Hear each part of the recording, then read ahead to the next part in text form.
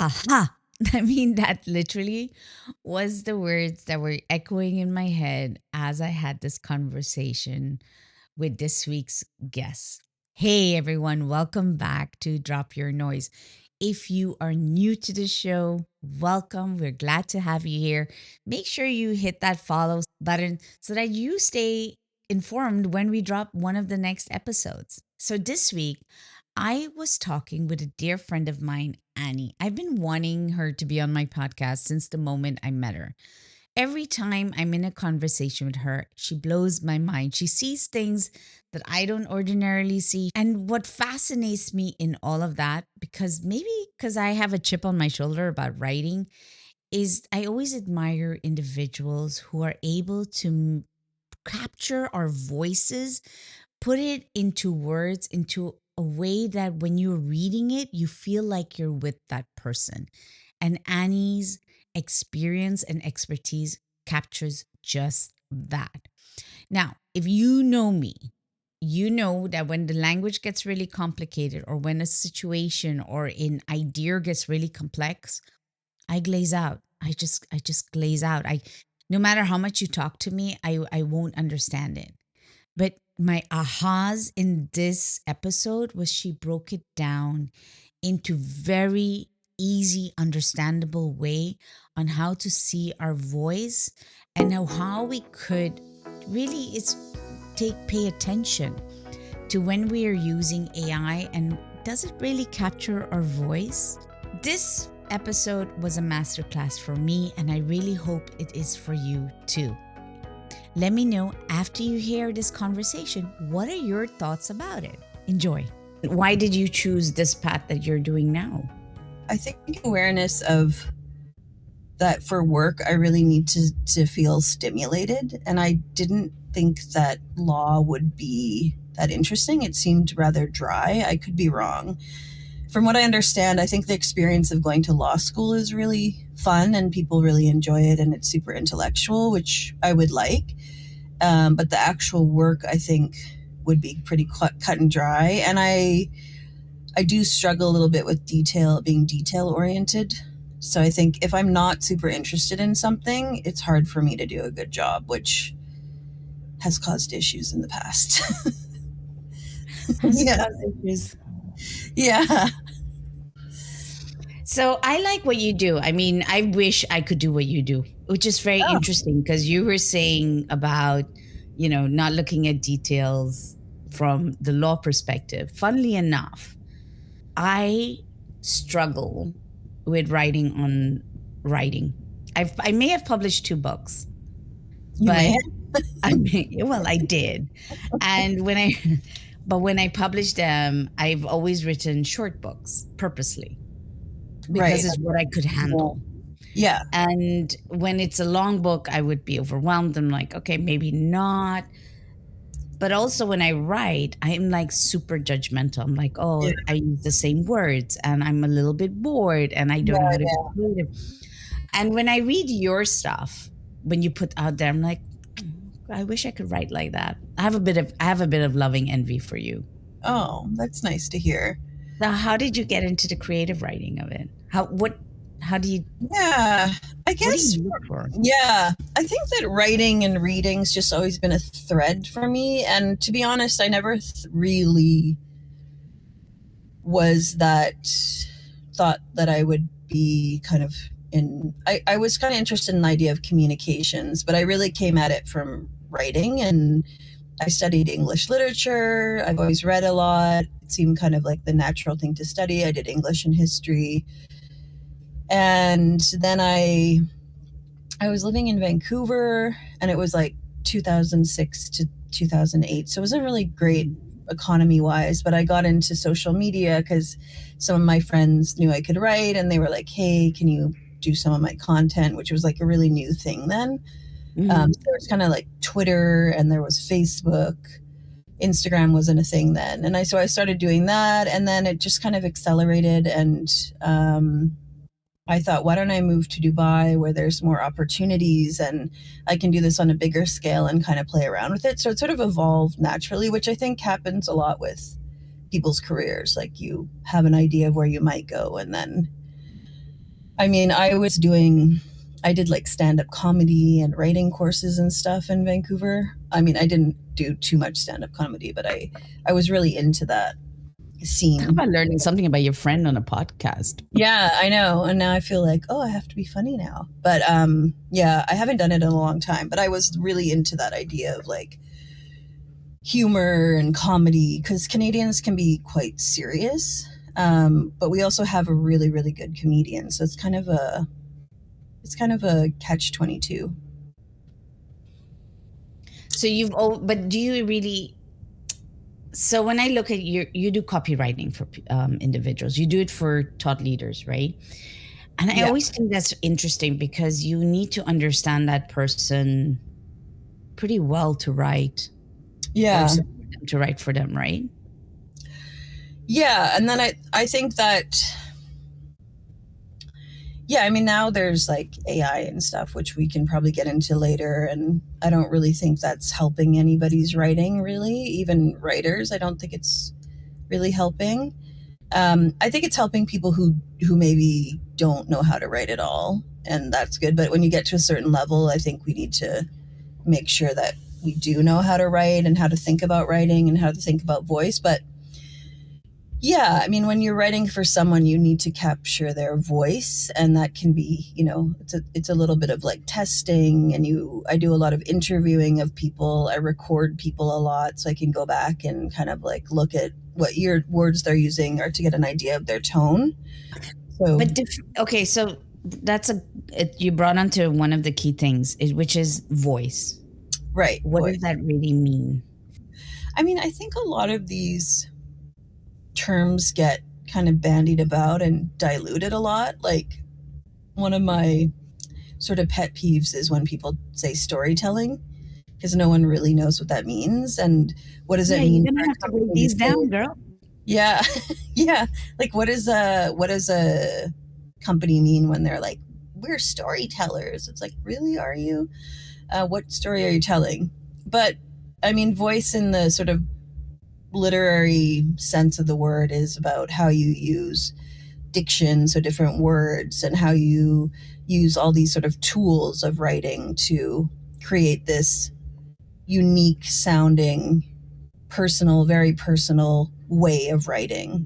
So that Okay. when someone reads it, they're like, oh, that's that person. So if you think of like really good authors, like, I don't know, like Jane Austen, if you read like a paragraph of her work and you hadn't read the whole book, you would get an idea of what her voice is like. Or someone more contemporary, even like, um, I don't know, I can't think of an example right now. Oprah, maybe. Okay. If you read a paragraph, you would be like, oh, that's Oprah's voice. But can you tell that because you've studied it? Because if I would not be able to tell if you'd asked me to describe Oprah's voice, I don't think I would be able to. Because everybody's trying to sound like Oprah these days. I'll Yeah, just lay it but out that there. gives you kind of a clue because you're like, everyone's trying to sound like Oprah. What do you think they're trying to do? Self-developing questions, thought, insightful thinking.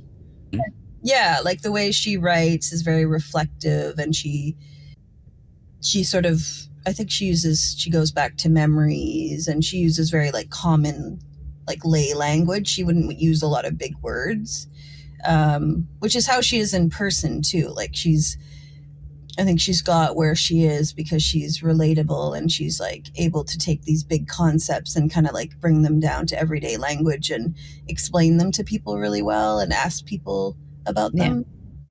I So mean, look, but the way you break it down, I would have never thought. And then as you're breaking it down, I'm like, yeah, oh yeah, oh yeah.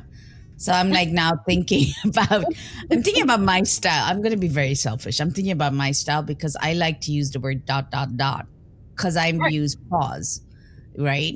Yeah. So I've realized that I'm very much so I did ask ChatGPT, don't kill me.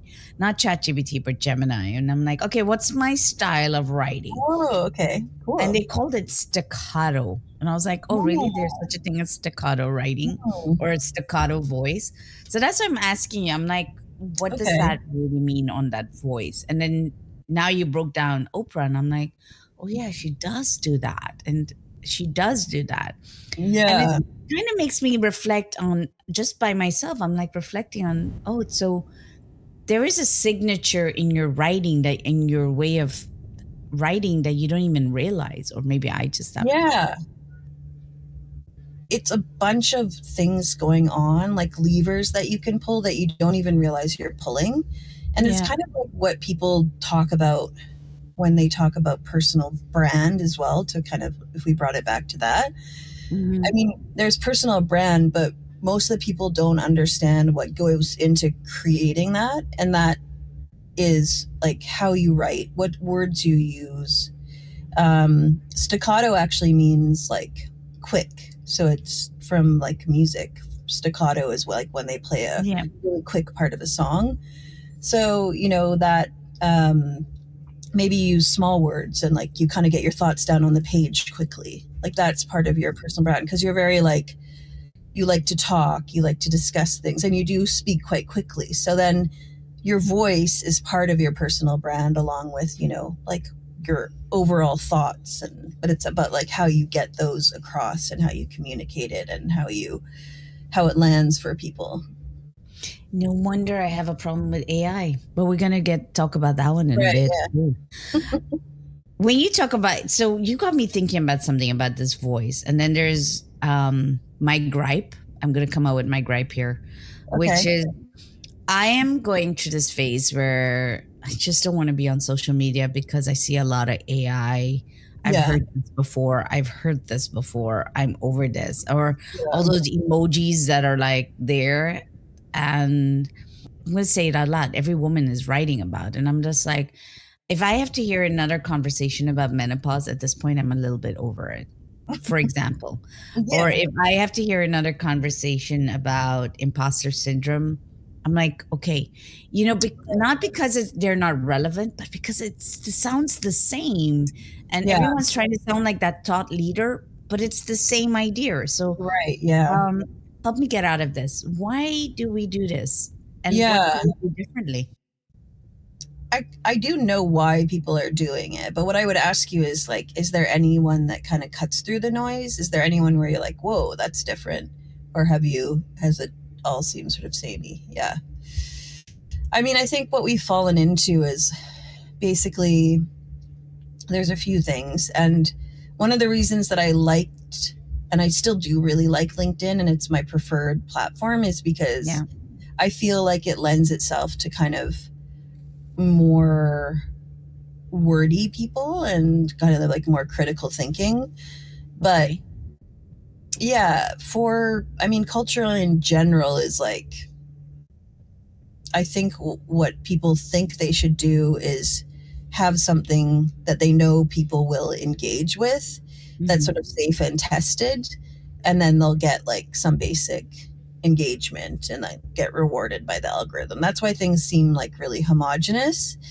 Um, but it's kind of a lazy way to do it. And I think the only way around that is to really add your personality and voice. So that's using different words, or that's why I think video will become really big on LinkedIn, because it's a way to sort of sound less homogenous and you can kind of be yourself more, which people want to connect with. They want to connect with original thoughts, and even, um,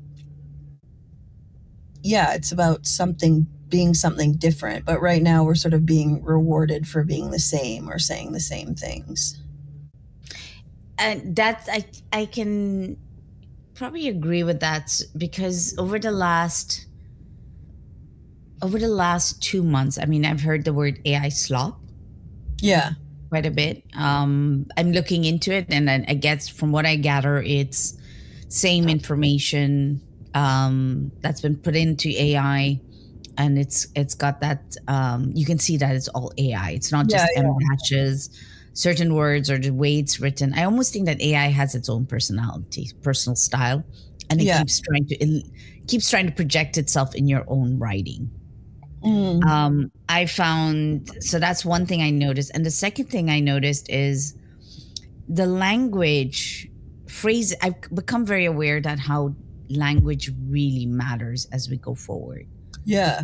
And so if we don't put that personal spin in there, if you don't have that high level of awareness of yourself, you Mm. are going to keep doing these things. Am I off, or what are your thoughts? No, I think you're right. It's about standing out and being different. But the problem is that no one's really taught to write anymore. So we're sort of relying on this tool, and it'll probably get better and be able to sort of like pick up your voice more, which I Mhm. don't really think is a good thing. But um, Why do you not think it's a good thing? I mean, I think that there's something about being able to put your thoughts in words and really think about it that we're losing. And it's about then not being able to communicate very well what you actually think and feel, which maybe you can get away with it with writing. But if you go into like a board meeting and you can't articulate what you're saying and you can't think well, then you're going to suffer. I think you're hitting on, for me, you're hitting on something that I don't know if I think I feel, sometimes I feel something like I will use AI because I have a chip on my shoulder about my English. Right. I learned Yeah. English in the Caribbean. The level of English wasn't that high, and at home we spoke English more than we wrote English. We did Right. read, and Yeah. your mother would correct you. Yeah. So Yeah. Yeah.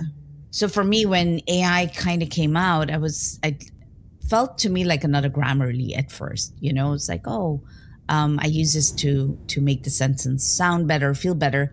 But it gave me confidence. Like, over time, it would build confidence. So in that respect, I Yes. understand it. But what's happening now is the exact thing you're saying, which is while I see it on paper, and then when I have to go or meet somebody, what I actually put out, and that was I think last year I noticed that Yeah. they're not the same.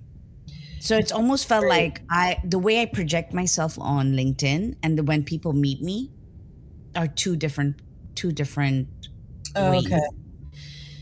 Yeah, that's really interesting. I mean, there's a few good points there. Like, I think also AI is so good for, and writing is like so good in democratizing writing because it has been something that, like, is of, like, I'm a native English speaker, so I have an advantage, and I studied it. And that feels unfair sometimes because if we're using the internet and writing, then Mhm. some people are just held back because of the fact that they don't speak English. And, moving to Dubai is super humbling because most people in Dubai speak like three languages, like everyone in India speaks like three languages. And I speak English and some French, which isn't even really good. Like, it's just, that's just the way the world's structured. So I think it's good for some people that they've been able to use it to kind of like express themselves or build a personal brand. I think that's great. Um, but what you're talking about is this kind of like disconnect where you're feeling maybe that it doesn't really represent you. Yeah. So there's sort of like this kind of outward Kirti that's writing, but then you're like, is that really me? And I Yeah. think that does happen. It can happen on LinkedIn as well because most people on LinkedIn aren't really being authentic. They're being like their work self because you do have to have kind of a persona for work. You're not going to go, well, most people don't roll into work and talk to people at work like they talk to people when they're like Yeah. drinking with them on a Friday night. I wouldn't dare to talk about the way you and I speak. Yeah, exactly. Like it's not really authentic, like that word authentic. It's not like authentically who you are. And it really comes down to like what your objectives are. If your objectives to be like, hey, I want to write something because I want my boss to know that I like the company and I'm kind of into what we're doing and maybe I'll get a promotion, go for it. But like, you don't have to really just be who you are at work. But if you're working, like, let's go back to life coaches, that's probably why there's this pressure to be a bit more kind of vulnerable, like quote unquote vulnerable on Yeah. social media because they want people to connect with them. But that's also a trap that can feel samey if not done right. Like, I think people have kind of like fatigue of opening up Instagram and seeing people crying. It's just Yeah. like, I feel like, oh, okay, they're just doing it for attention. And that's kind of a sad thing to feel as a human. Like, if you see someone crying, you're like programmed to feel empathy. That's why we cry. But then I feel, I mean, maybe I'm more harsh than you, but I call it empathy manipulation. It's Yeah. like you're manipulating people Yeah. for a false empathy, but to the point where internally I feel more distrusting because I'm now not distrusting, cynical. I think that's the word, Yeah. cynical. I think cynicism is a big thing. And Tell me about that. Like, well, I just think if we're all sort of desensitized and having these sort of alter egos on Instagram, and you feel like what's in front of you isn't really accurate or authentic, then of course you become cynical. And then when you actually are presented with something real, then maybe you would disregard it really quickly and perhaps miss a connection, or there's a danger in becoming jaded. Because with jaded, it's almost like when you buy into stereotypes, it's like you don't really look beneath. You just kind of think a certain thing and go about your day. You're not really like looking for what's accurate because you've sort of already made up your mind. You know, that's actually quite true.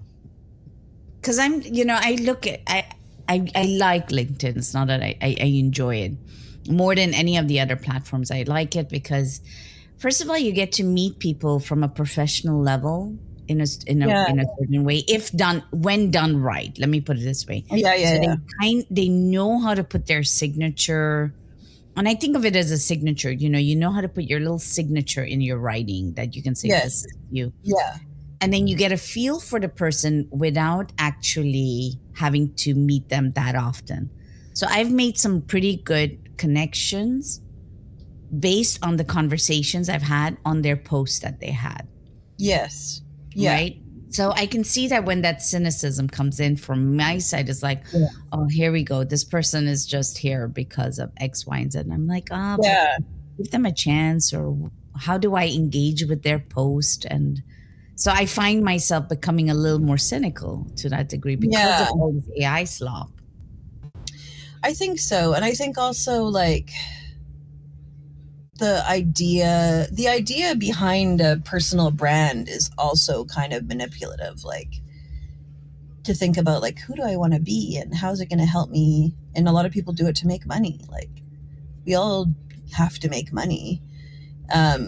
Whether you're getting clients or you want a promotion, of course. But I also think that on the flip side of that, the internet has been really good in general, and social media has been really good at connecting you with people that you wouldn't have to. And it's been great for, like, I remember, or I love reading about examples where there's, especially like goth teenagers who grew up in these crappy little towns and didn't have any friends and were bullied, and they meet their community online. And I think LinkedIn's been such a good thing for me as well in Dubai. And like when I first moved here, Twitter was like that.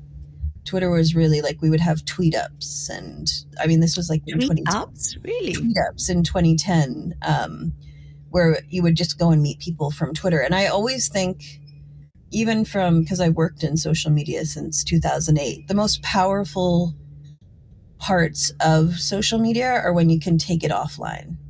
That's when it really becomes something powerful, because it's like you bring an online experience and an offline experience together.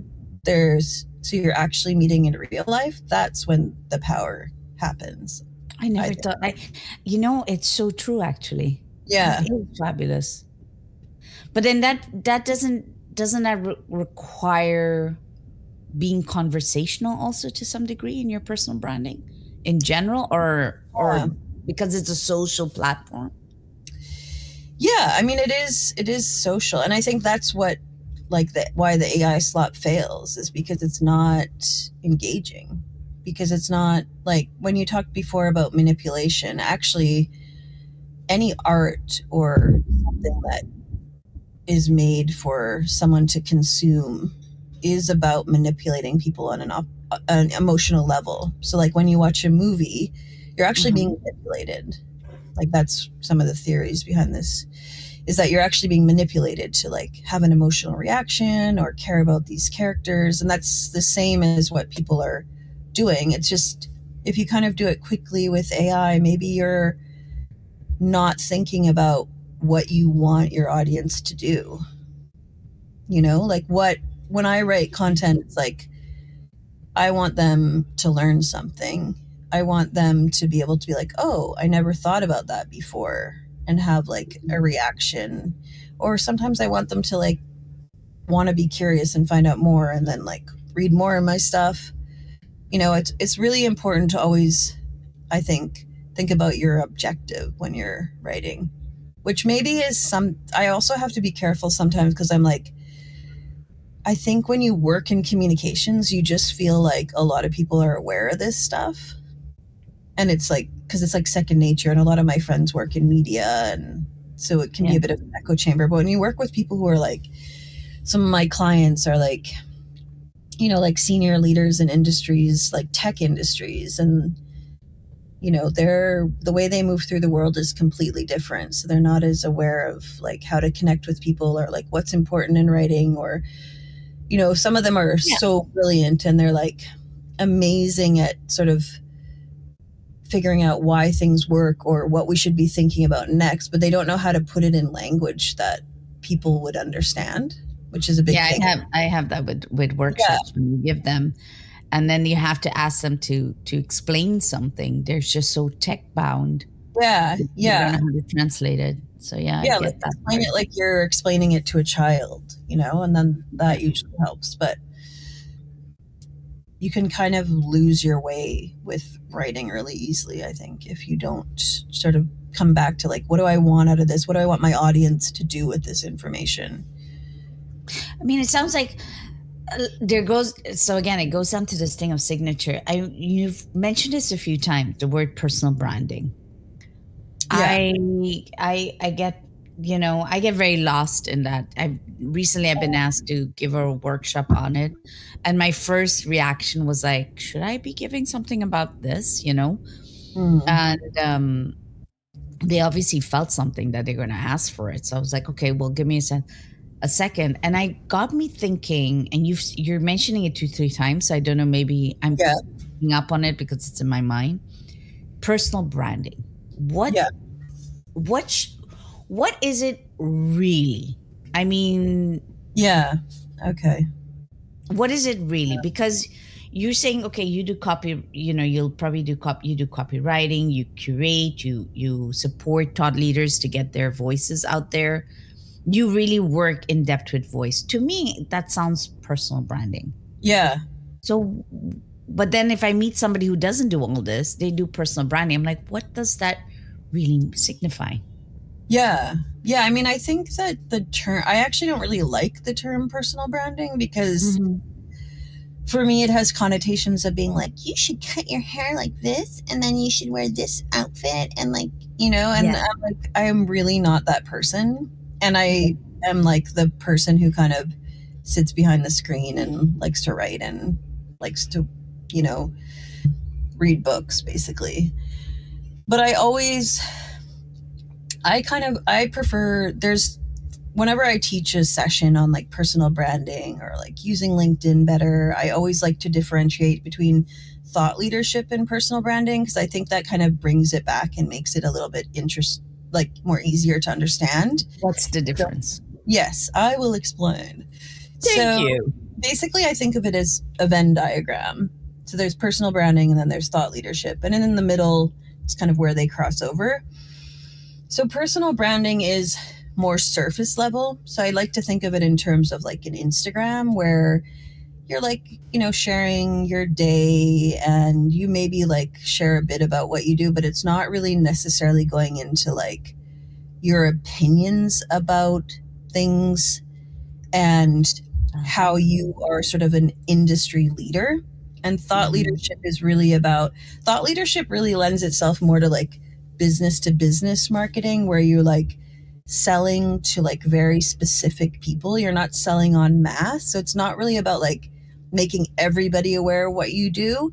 It's like showing people, because they're usually like really huge deals, like selling an airplane, you know, it's like can be billions often. So it's like you're showing a really select people, like a really select set of people that you understand their problems. And you're the person who like knows enough about their industry and their challenges to buy from. Mm-hmm. So when you think of people that are thought leaders, it's like they're leading the industry because they just like go home and geek out about this stuff and like they have opinions. It's usually about having an opinion about something. It's about having a point of view. It's about it being able to articulate that. And you become a resource. Like you're like when people think of your industry, they're like, oh yeah, like Kirti, she knows about like senior level communications. Like listen to what she said last week. And if you think of people that are thought leaders, it becomes really clear. So often, like at the beginning of a workshop, I'll put up two pictures. So I often, what did I put up lately? I'll put up like, say, Richard Branson and Justin Bieber. Like, which one of those do you think is a thought leader? Richard Branson. Well, I would say my first intuitive side would be Richard Branson. Right. Yeah.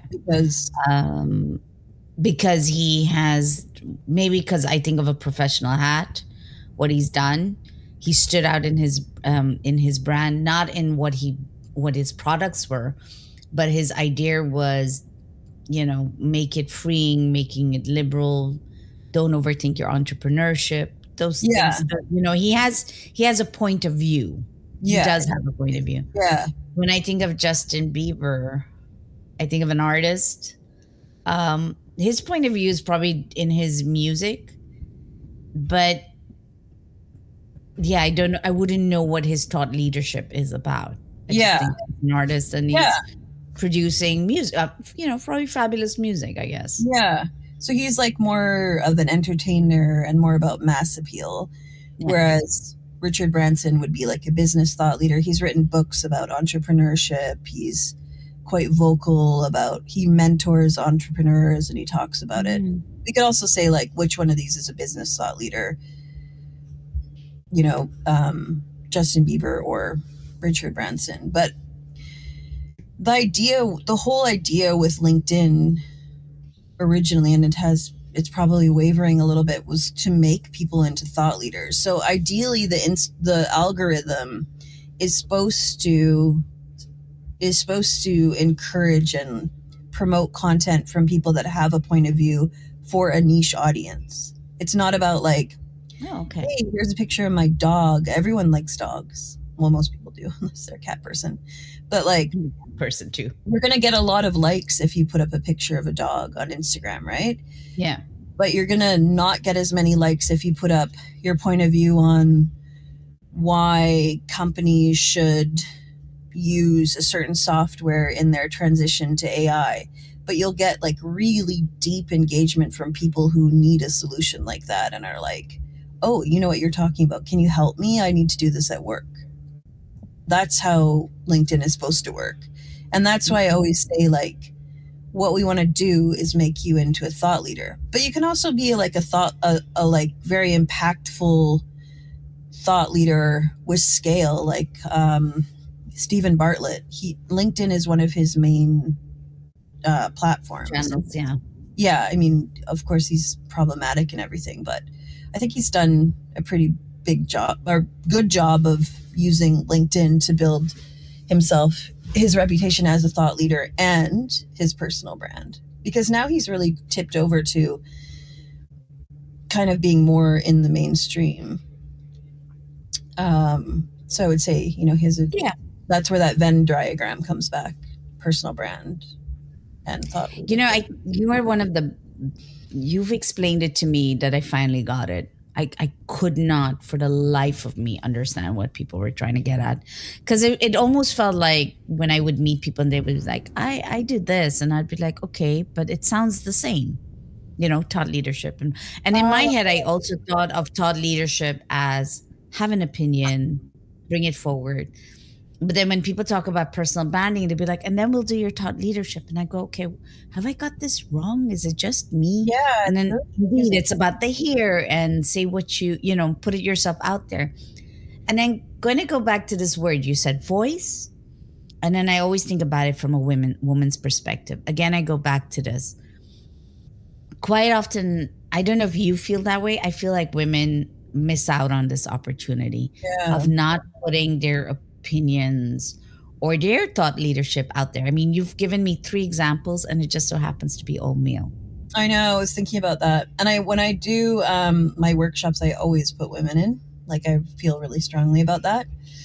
But yeah, you hit on one of my favorite topics, which is Tell me. yeah. So, All right, so tell me, was it a masterclass or not? What did you get out of it? What is your key takeaway from this week's episode? All right. Also, did you notice that at the end, we were going into the next subject? Yes, there is a part 2 to this conversation, which I will be releasing at the end of the month. It was great to have this conversation, and I'm so happy I could share it with you. And if you like it, again, remember, please follow, please share it out. Share it to that one person who will really benefit from this. And also, do you know that by doing that, you're helping the podcast grow? Have a good one. Till the next one. Take care.